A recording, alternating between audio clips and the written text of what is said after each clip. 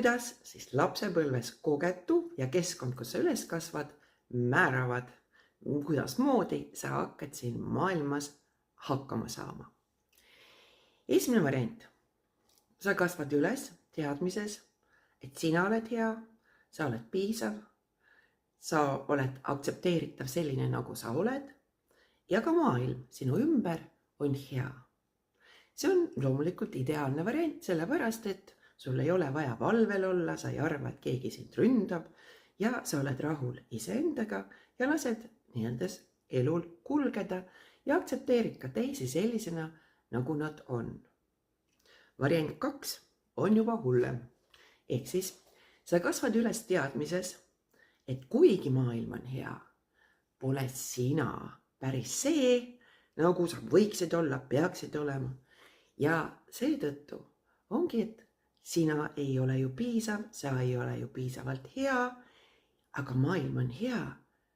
Ja nüüd sa üritad siis kogu aeg anda kõik endast igatipidi, et kuidagi moodi siis ka olla hea selle maailma jaoks ja teiste jaoks. Ehk siis suhteliselt kehva variant. Järgmine variant, ma ütleks, on veel hullem.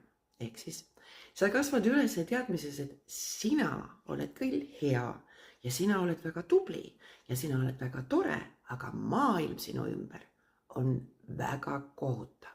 Ehk siis see põhjustab mida? Sa pead kogu aeg olema valvel, sest kuigi sina oled ju hea, aga maailm kogu aeg üritab sind rünnata. Teised inimesed, keskkond, kogu aeg, kõik, mis toimub ümberringi, tekitab sinus ebakindlust igatipidi ja sa kogu aeg võitled. Ja 4. variant on muidugi ausalt öeldes kõige jubedam.